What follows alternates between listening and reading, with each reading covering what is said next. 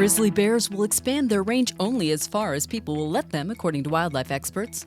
The largest helium plant in the world is in Labarge, and a 3-year-old bull is making millions by doing what comes naturally. We'll take a look at these stories and more today from Wyoming's largest news organization. I'm Wendy Corr for Cowboy State Daily. Grizzly bears' instincts are pulling them inexorably toward places where they haven't been seen in more than a century, places where many people never expected to see them again. But how far grizzlies end up expanding their range hinges on the social carry capacity or just how willing people are to adjust to once again having the animals as neighbors.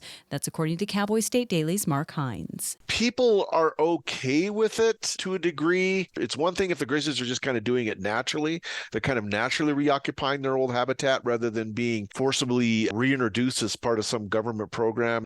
Local control is important. Like the grizzly bears have to be taken out from under federal protection and managed by the Wyoming Game and Fish Department. Grizzlies originally were a Great Plains species. In Montana, they've been increasingly reclaiming the prairies, pushing east out of the core mountain wilderness habitat of the North Continental Divide region. Well, there are 3 locations in the world where helium can be sourced. One is Qatar, another is in Texas, and the third is right here in Wyoming at an ExxonMobil facility near Labarge. The facility, called Chute Creek, is the largest helium plant in the world, producing about 20% of the world's helium. But based on recently compiled data from the state's natural gas fields, there could be a lot more helium in the Cowboy State. Helium is more than a funny party trick. It has a wide array of serious applications that range from life-saving medical equipment to military applications for national defense. At present rates of extraction, the Labarge facility has 8 decades worth of helium left, according to ExxonMobil data. Doc Ryan is a 3-year-old Angus bull that sold at auction for $525,000 in 2021 and now earns more than $1 million a year in artificial insemination fees. Cowboy State Daily's John Thompson says Doc's genetics are so sought after that one of his offspring sold for $140,000 at an auction last week while still in the womb. That bull's gone on to become the athlete breeding bull in the Angus world. They just have a lot of great things to say about his genetics and his progeny, but through semen sales, he's earning over $1 million a year already as a 3-year-old bull. The future's bright for the owners of that bull. The heifer, which won't draw its first breath of fresh air until March, sold for $140,000. I'll be back with more news right after this. No one should go hungry on Thanksgiving, and yet hundreds of men, women, and children from our community are homeless and hurting this holiday season. Yet you can provide hope.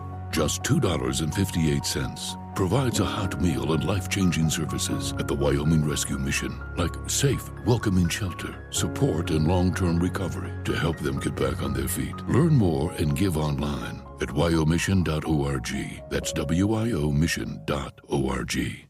A new study that investigated bites on dinosaur bones paints a vivid picture of life in the Jurassic period, a world of half-grown Brontosaurus and Diplodocus living fast, dying young, getting food, and being food.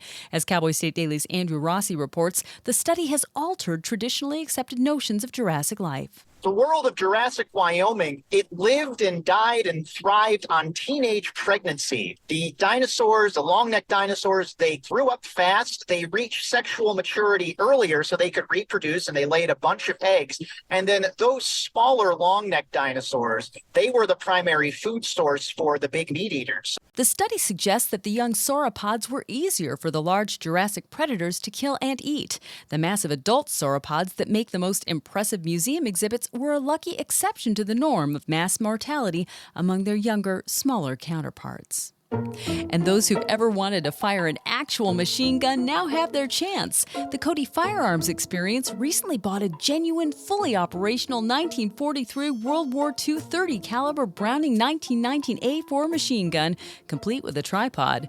And Cowboy State Daily's Mark Hines reports that it's ready to rock for anyone who wants to get behind it and blaze off a few rounds. This particular model was probably used by paratroopers. It was manufactured in 1943, which would have been right during the peak of the war. Was probably issued to one of the airborne units, either the 82nd or 101st Airborne. If you shoot this gun, you will be shooting a genuine piece of history.